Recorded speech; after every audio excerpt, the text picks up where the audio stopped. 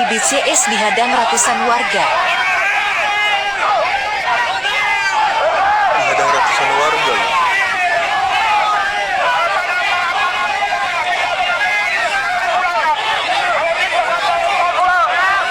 Di sini ada Roy Suryo juga kayaknya, teman-teman.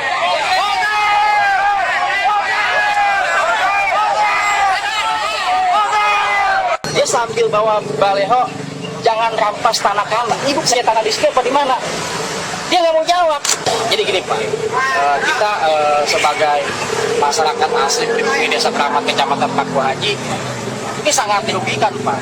Karena ini sudah membuat kegaduhan Pak. Sementara masyarakat Desa Keramat Paku Haji, Kalibaru, Maut, Sukawali itu sementara tidak ada yang menjadi korban. Pak Kris Budiarjo, bagaimana melihat proyek PSN di PIK 2 yang dianggap Said Didu itu menyengsarakan rakyat? Rakyat yang mana yang disengsarakan? Warga sekitar kabarnya merasa dizolimin lah gitu dengan adanya proyek itu. Gimana Pak menanggapi? Bener Ya menurut versi siapa? Dan Said Didu ya saya yang paling... Said Didu. Ya mungkin Said Didu nggak kebagian, kita nggak tahu. Tetapi apakah rakyat di situ kalau memang tidak terzolimi terus yang mana? Apakah ada yang dirampas barangnya? Gitu. Kita kan belum tahu. Sepanjang yang saya tahu sampai hari ini belum ada berita tuntutan dari warga setempat yang merasa dirugikan. Apakah ada?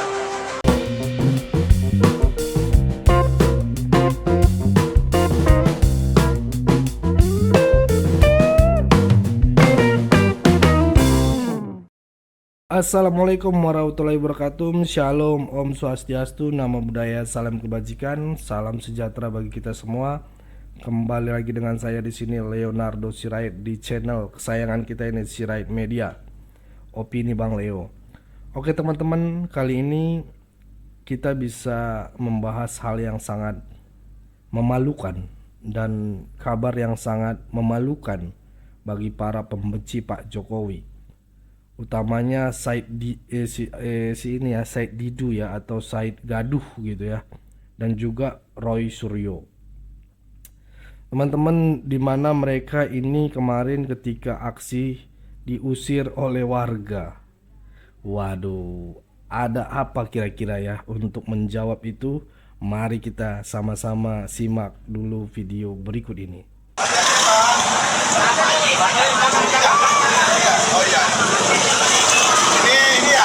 Ya, acara saya itu dong. Pengacara Said Didu. Oke, kita kembalikan ya. Ini adalah pengacara Bapak Said Didu. Alhamdulillah kita putar balik. Warnanya baik-baik ya, sopan-sopan. Tetap kita jaga sopan santun, itu yang kita kedepankan ya. Biar bagaimanapun kita tetap harus kondusif dan jangan sampai terprovokasi oleh apapun ya. Pak Said di BCS dihadang ratusan warga. Dihadang ratusan warga.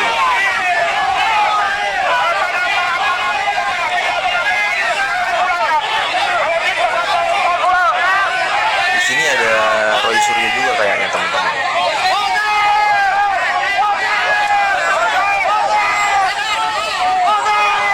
Dia sambil bawa baleho, jangan rampas tanah kami. Ibu saya tanah di sini apa di mana? Dia nggak mau jawab. Jadi gini Pak, kita sebagai masyarakat asli di Desa Keramat Kecamatan Paku Haji, ini sangat dirugikan Pak. Karena ini sudah membuat kegaduhan Pak. Sementara masyarakat Desa Keramat Paku Haji, Kalibaru, Maut, Sukawali itu sementara tidak ada yang menjadi korban. Kok ini orang luar daerah demo di sini? Kenapa nggak ke DPR atau ke pemerintah pusat? Kalau memang ada penolakan atau segala macam. Tapi jangan adu domba kami bawa isu sara, ras. Itu nggak benar. Kita sebagai tokoh pemuda di sini merasa mengatakan desa kita itu dijadikan tempat orasi, demo. Apalagi mereka menggunakan fasilitas masjid yang pada waktu itu rencananya mau di Masjid Al-Arjiban kalau nggak salah. Ini kita keberatan Pak. Di sini kita hadir menghadang masa aksi itu tujuannya untuk kondusivitas. Di sini kita tidak membela Gus Dayu, tapi kita lebih mementingkan keamanan. Pecah belah. Kalau sampai masyarakat itu pecah belah, siapa yang harus? Hanya karena orang-orang yang tidak bertanggung jawab. Said Didu adalah aktor di balik semua ini. Teman-teman semua di sini dianggap premanisme. Apakah teman-teman preman? Apakah teman-teman warga pendatang? Semuanya warga pribumi, Pak. Melainkan mereka yang datang ke sini itu pendatang semua. Ada yang dari Jakarta, ada yang dari Kronjo.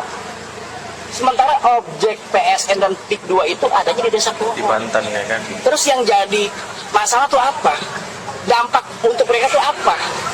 Kan ini yang patut kita pertanyakan. Mungkin menurut saya agenda hari itu kita lebih mengedepankan keamanan dan kenyamanan masyarakat di wilayah Kecamatan Paku Haji, Desa Kramat, Pohon, Kalibaru, dan sebagainya. Said Didu yang pengacau. Ketika ada ibu-ibu orasi, saya tanya, dia sambil bawa baleho, jangan rampas tanah kami. Saya tanya, ibu dari mana? Saya dari Jakarta. Ibu punya tanah di sini apa di mana? Dia nggak mau jawab. Kalau memang ibu punya tanah di sini, merasa dirampas, ayo mana buktinya tanahnya yang mana? Benar nggak, Pak? Kita butuh fakta, bukan narasi-narasi yang memojokkan PIK 2. Kita sangat beruntung, Pak. Desa kita dulu sangat tertinggal. Sumber daya manusianya sangat tertinggal.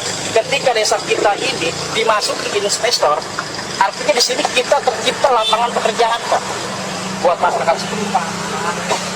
Dan perlu kita garis bawah, di sini banyak narasi bahwa PT Agung Sedayu membeli tanah sendiri. Itu saya luruskan. Saya tidak punya kepentingan dengan Agung Sedayu, saya pun tidak punya kepentingan dengan Said Didu. Bukan dibeli, Pak, melainkan diberikan uang kerohiman.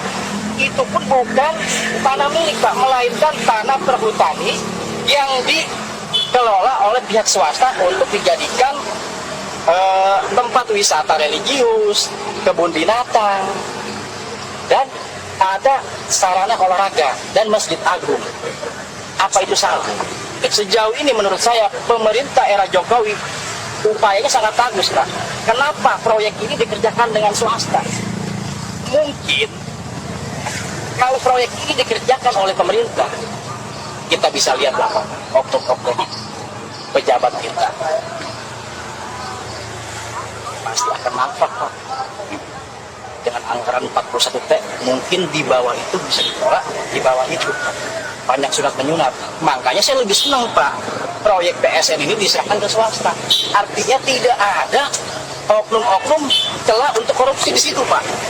Saya lebih setuju. Betul nggak, teman-teman? Jadi agenda hari ini tuh kita mohon kepada teman-teman, kita jangan mau terprovokasi, kita jangan mau terpecah belah oleh orang-orang yang punya kepentingan pribadi. Mungkin dari saya cukup sekian. Assalamualaikum warahmatullahi wabarakatuh. Waalaikumsalam warahmatullahi wabarakatuh. Ada yang dijual lagi? Iya. Ada yang mau tanahnya? Jangan bawa-bawa nama rakyat. Kemana yang bawa? Segera viral rekam jejak Said Gaduh. Ini hasil investigasi kami. Bongkar. Memiliki banyak rekam jejak busuk Said Didu dengan sengaja menggunakan fitnah sebagai alat untuk menekan banyak pihak. Seperti provokasi terhadap PIK 2, Said Didu menuduh pengembang membeli tanah dengan seharga 50.000 per meter. Namun, faktanya, pada tahun 90-an, Said Didu sendiri membeli tanah 10 hektar di Pegadangan Ilir Kronjo dengan harga 2.000 perak per meter. Tidak berhenti di situ, Said Didu juga menuduh PIK 2 merampas tanah warga. Tapi ironisnya, tahun 1995 justru Said Didu dengan tega terbukti memanfaatkan mafia tanah dalam kasus dengan Daeng Bado demi memperkaya diri. Bagaimana mungkin dia bisa mengerjai tukang becak ya? Daeng Bado itu tukang becak. Lalu, dia berkoar soal dugaan korupsi di PSN PIK 2. Justru, Said Didu diduga kuat terkait dugaan korupsi. Pasalnya, Said Didu pernah dilaporkan ke KPK oleh Presiden Gus Dur. Hal ini dikaitkan dengan dirinya tidak pernah melaporkan harta kekayaannya kepada LHKPN selama menjadi pejabat. Begitu kan? Udah sekarang yang mau ikut demo-demo di belakang dia, pulang sekarang. Ya? Jangan mau dikadalin. Pak Kris Budiarjo, bagaimana melihat proyek PSN di PIK 2 yang dianggap Said Didu itu menyengsarakan rakyat? Rakyat yang mana yang disengsarakan? Warga sekitar kabarnya merasa dizolimin lah gitu dengan ada proyek itu. Gimana Pak menanggapi? Bener Ya, nggak? menurut versi siapa? Dan Said Didu ya saya yang paling. Said Didu. Ya mungkin Said Didu nggak kebagian, kita nggak tahu. Tetapi apakah rakyat di situ kalau memang tidak terzolimi terus yang mana? Apakah ada yang dirampas barangnya? Gitu. Kita kan belum tahu. Sepanjang yang saya tahu sampai hari ini belum ada berita tuntutan dari warga setempat yang merasa dirugikan. Apakah ada? Kalau ada orang yang lapor ke saya saat itu siapa? Anggota dewan bukan, LSM bukan, LSM perorangan maksudnya, iya kan? Bisa. Tetapi apakah saya ngomong itu salah? Enggak juga. Hak saya ini warga bangsa Indonesia sangat demokratis, yang tidak diakui oleh yang sering tidak diakui oleh saya Didu. Bangsa ini demokratis, tapi bangsa ini sangat terbuka, sangat demokratis, sehingga saya Didu nggak diapa-apain, boleh ngomong apa saja, gitu loh. Nah, kalau kemudian ada yang tersinggung melaporkan ya juga boleh, bukan tidak, karena kita juga negara hukum. Jadi kalau menurut saya, kalau PSN bermasalah, ya dibenarkan di mana masalahnya. Kalau tidak sesuai dengan tata ruang misalnya, ya dibetuli yang mana yang nggak benar, kan itu. Tetapi penetapan PSN itu pasti sudah melakukan melalui kajian. PSN itu kan bukan berarti menghalalkan semua cara, membolehkan banyak hal. Kalau ada aturan-aturan lain yang dimaksud PSN apa sih sebenarnya? Proyek strategis nasional sesuai dengan proposal yang diajukan. Yang tidak sesuai dengan aturan-aturan yang tentu tidak usah dilakukan, kan begitu. Jadi proyek strategis nasional itu sebuah proyek yang dianggap strategis secara nasional sehingga perlu dibantu. Dan dunia usaha itu memang harus dibantu. Karena bagaimanapun tanpa usaha di dunia manapun, negara manapun tidak ada kesejahteraan. Tidak ada kesejahteraan. Jadi di samping ada pemerintahan, harus ada dunia usaha yang maju. Itu suatu bangsa. Di seluruh dunia sama. Wah, orang hebat Amerika itu kan pengusahanya banyak. Pengusaha banyak. Itu akhirnya membayar pajak juga. Kalau pajak hanya dari karyawan, ya mohon maaf. Berapa banyak sih duit yang didapat dari karyawan? Negara ini sebagian besar itu dibiayai oleh para pengusaha melalui pajak usaha dan pajak karyawannya juga, gitu loh. Tanpa dunia usaha kan nggak ada karyawan, tanpa pengusaha nggak ada karyawan. Jadi saya selalu menilai bahwa pengusaha di Indonesia seringkali dimusuhi. Aneh, aneh. Di satu sisi pajak dibutuhkan dari dunia usaha, di satu sisi dimusuhin, kan aneh. Jadi saya belum tahu persis apa masalahnya sebenarnya dengan kasus di PIK. Tapi kalau ada masyarakat yang merasa terzolimi, demokratis kok. Saya gitu yang nggak ada hubungannya aja boleh ngomong, nggak dilarang, bener nggak? Iya. Ngomong apa aja loh, saya gitu boleh. Sampai tower mulutnya boleh, nggak ada yang larang. Saya nggak pernah marah. Kalau saya bisa marah, apa sih takutnya sama saya hidup kan gitu? Tapi kan nggak ada kepentingan saya, buat apa saya marah? Jadi kalau kita hanya kritik, itu boleh bagus. Saya gitu mungkin menyampaikan kebenaran bagus, tapi kalau memfitnah itu ya nggak boleh. Ya boleh. Kalau dia punya Tuhan, kita kan nggak tahu juga rasa punya atau tidak setiap orang kan. Orang punya agama itu pasti. Kalau punya Tuhan kan walau-walau. Artinya bahwa orang yang bertuhan pasti tidak memfitnah. Gibah aja nggak boleh, apalagi fitnah. Nah, terkait dengan laporan saya kita harus hormat. Itu hak demokratis, hak seseorang untuk menyampaikan pendapat. Itulah hebatnya Indonesia. Pak De, MUI sendiri bilang pemerintah harus mengambil tindakan nih karena proyek ini membawa kemudaratan. Salah satunya juga nggak terdengar kumandang azan di sana. Gimana tuh Pak De? Kumandangkan aja boleh kok. MUI Pak De lo ya? Nah iya, MUI boleh ada tiap waktu di sana. Cuma ada larangan MUI belakang aja, nggak ada. Tapi MUI sendiri bilang di sana nggak ada kumandang azan, nggak pernah terdengar. Nah, saya juga nggak tahu kalau itu. Oh iya. Beda. Ada masjidnya apa tidak? Ya kan? Nah, kalau nggak ada siapa yang ngajak? Kan gitu. Nah, yang bangun masjid itu siapa? Tanggung jawab siapa bangun masjid? Itu pertanyaan. Yang bertanggung jawab bangun masjid itu umat Islam atau umat lain? Kecuali ditinjau kembali apabila ada pelarangan azan di situ, kalau nggak ada nggak masalah. Kan gitu kan? Jadi soal ada kumandang azan atau tidak ada kumandang azan, pik wilayah mana? Kan begitu masalahnya. Jadi janganlah kita membuat karena tidak ada bukan berarti itu karena dilarang, enggak juga. Ya difasilitasi dong. Apa sih susahnya MUI bikin masjid di sana?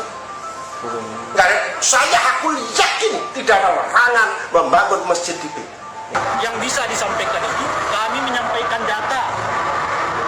Tergantung penyidik apakah data itu dianggap menjadi bukti yang sah untuk meningkatkannya ke tahap proses penyidikan atau tidak. Oleh karena itu jangan lagi sekali-kali kita diombang-ambingkan dengan istilah mana buktinya. Nggak ada buktinya, yang ada adalah datanya. Kalau ditanya ada datanya, sudah kita serahkan ke dulu tahun 2002 ke KPK, 2004 lalu ke KPK, baik oleh Pluralis 98 maupun oleh organisasi masyarakat yang lain. Tinggal penyidik di KPK sekarang berani nggak untuk menetapkan data-data yang diserahkan itu sebagai bukti awal dugaan terjadinya pelanggaran pidana terkait dengan suap, korupsi, dan sebagainya yang menyangkut keluarga Pak Jokowi. Sehingga dengan begitu terang benderang sekarang, jangan orang lagi diombang-ambingkan dengan dalih mana bukti. Nggak ada bukti, yang ada data, dan data itu telah kami serahkan. Tinggal penyidik sekarang yang memiliki kewenangan untuk menentukan apakah data itu cukup untuk dinyatakan menindaklanjuti dalam proses hukum. Itu yang terakhir. Hai, jumpa lagi dengan saya. Kali ini saya akan membahas tentang si Said Didu. Ternyata teman-teman, Said Didu mempunyai nama yaitu Wiryo Darmo Sangidu. Sekali lagi, nama asli dari Said Didu ialah Wiryo Darmo Sangidu. Dan Baru tahu, oke. setelah saya konfirmasi dengan tetangganya, ternyata Said Didu mempunyai cita-cita ingin menjadi Spiderman. Setelah dia berhenti dari karyawan BUMN, dia ingin melanjutkan lagi cita-citanya menjadi Spiderman. Hingga saat ini, dia masih belajar melompat dan bergelantungan. Untuk itu, mari kita doakan bersama, semoga Said Monyet bergelantungan, Pak Deh. Didu cepat tercapai cita-citanya menjadi Spiderman. Pendukung Anies angkat Anies jadi Imam Mahdi, siap-siap melawan Dajjal. Dajjal itu ada lawannya, Imam Mahdi. Lawan Dajjal itu Imam Mahdi. Itulah maka Abbas sudah deklarasi 2024 memenangkan Anies Baswedan. Semua sedunia kalau haram tidak mendukung Anies untuk Presiden Indonesia 2024, Dajjal, Imam Nabawi, Aqsa, imam seluruh. Kalau tidak memenangkan Anies Baswedan untuk Presiden 2024, Dajjal. Karena Anak banteng juga dajal berarti. Bicara soal track record pengkhianatan politik Anies, ini bukan barang yang baru. Yang gue catat dulu, Anies itu pernah ikut Partai Demokrat buat jadi capres. Terus dia pindah ke kubu Jokowi. Abis itu dia mengkhianati Jokowi. Pindah ke Prabowo buat jadi gubernur Jakarta. Udah jadi gubernur Jakarta, dia mengkhianati Prabowo buat nyapres. Pas mau nyapres, dia mengkhianati Demokrat lagi. Nah, sekarang kubu antum siap-siap dihina tuh juga. Lagi, Anies mengkhianati Demokrat jadi hat-trick nih. Tapi yang paling sering sih, Anies mengkhianati janjinya dia sendiri. Gak reklamasi, malah lanjut reklamasi.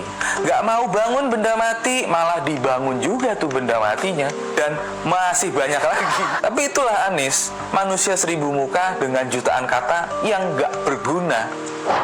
Apa lo?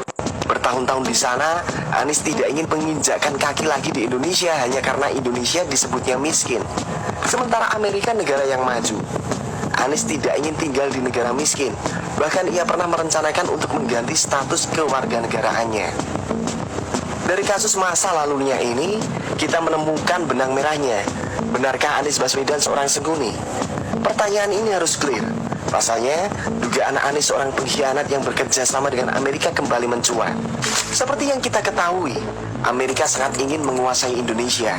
Apalagi setelah konflik perdagangan internasional dengan Cina. Real ini sukuni banget lah pokoknya. Semakin memanas. Indonesia yang menganut politik bebas aktif dianggap sebagai negara kunci. Intinya, siapa yang bisa menaklukkan Indonesia, maka dia yang akan menguasai pasar Asia. Oleh karena itu, Amerika masih mencari-cari data tentang kekuatan. Nah teman-teman, itulah tadi beberapa video yang bisa kita simak, yang bisa kita saksikan pada kesempatan kali ini.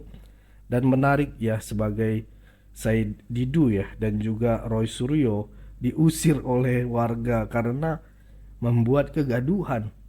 Makanya Said Didu dijulukin Said Gaduh teman-teman ya. Ya, menurut kalian bagaimana dari video ini teman-teman? Berikan tanggapan teman-teman ya yang menonton video ini ya. Bolehlah berikan sepatah dua kata pendapat kalian di kolom komentar. Pesan saya pokoknya tetap jaga persatuan Indonesia, jangan mau dipecah belah, jangan mau diadu domba. Karena NKRI harga mati. Saya Leonardo Sirait, mohon undur diri. Bye-bye.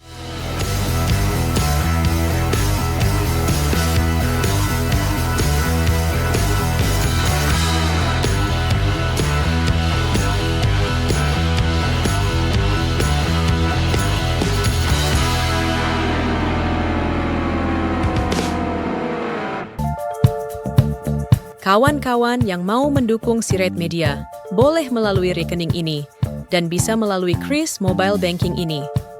Dengan cara scan barcode Kris ini, di mobile banking kawan-kawan.